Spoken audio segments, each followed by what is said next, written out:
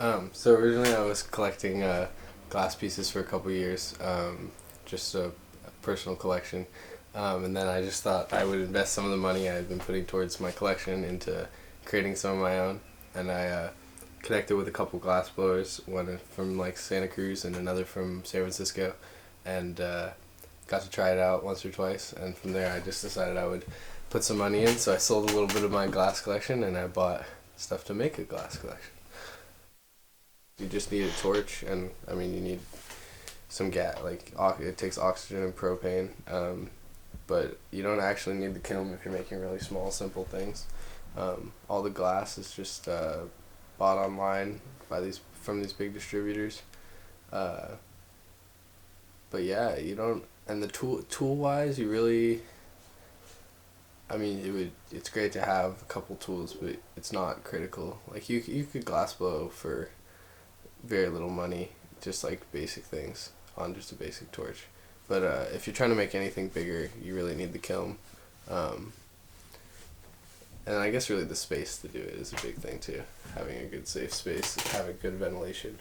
Glass is it's something that we interact with every day, but we kind of take it for granted and we don't really appreciate the fact that even though it's so solid and and strong yet fragile and has so many like I don't know so many special uses that we can't use other things for, like making it just I don't know just its abundance takes away from like its simplistic like beauty, and like being able to change the form of it yourself like brings back I don't know brings back that beauty.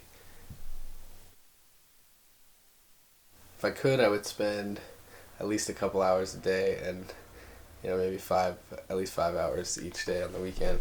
But with school stuff, it's been a little less lately. But when I first started, I was trying to get out there at least. I don't know. I would be out there 5, 10 hours, sometimes more than 10 hours a day for a lot of time. Yeah, I went like maybe 3 or 4 months with going out there at least 3 or 4 hours a day. I don't know. It's interesting. Sometimes simple movements will come out really elegantly the first time, and things will go really quickly. And sometimes I'll just sit there and tinker with the same little spot, just not being quite happy with it.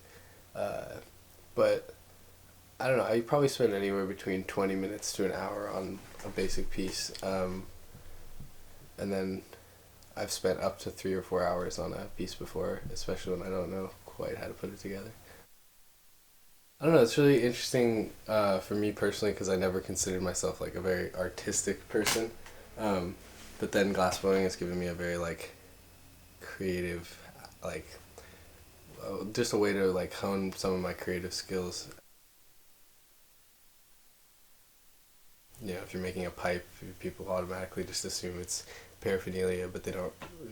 People don't really take like a second to step back and like look at the art of it. Um, Especially like some of the more intricate pieces that some of the biggest or lamp workers are doing right now. It's like you wouldn't even know their pipes most of the times. But as soon as you tell somebody like this is a pipe, they're just gonna like have a negative attitude towards it. I hope to steadily progress, but like I was kind of talking about earlier, I hope I like find like a unique style or like some technique I can create something a little more of my own. Like I definitely want to dabble in like everyone else's, but yeah, I'm not sure where that would go yet. I don't know if I've quite discovered it.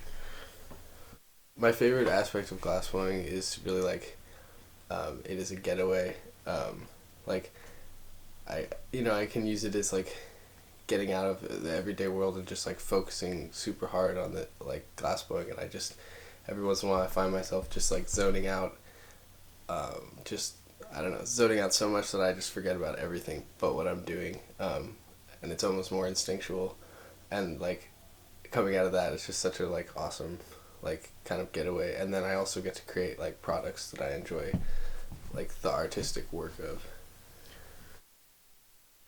So the main things I make, I really like making marbles, but I just don't have very many good techniques with them. And there's a million different techniques, but marble, round marble, and then spoon pipes, made bubblers. I've been trying to make a lot of little recyclers, just another little water pipe. But then non pipe stuff I've been making. I make little dishes, I've made a lot of little pendants, which kind of goes along with the marble thing.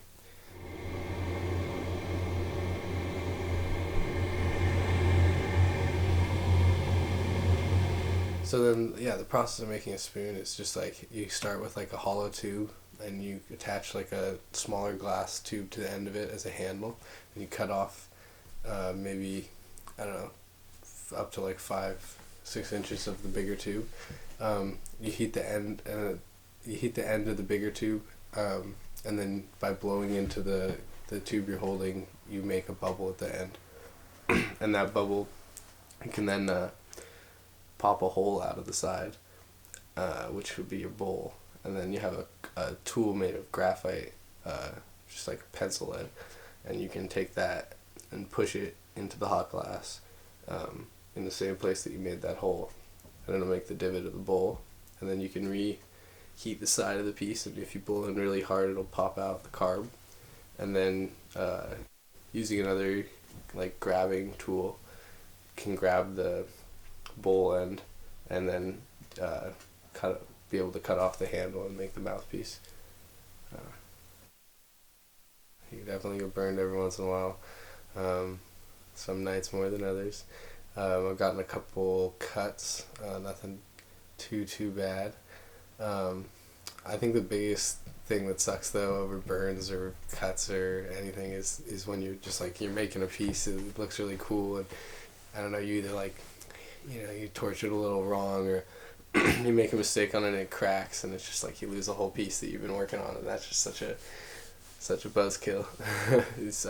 I've had times I've spent like 2 hours on a piece and it breaks in the end, and it's just, yeah, you just can't quite fix it from there.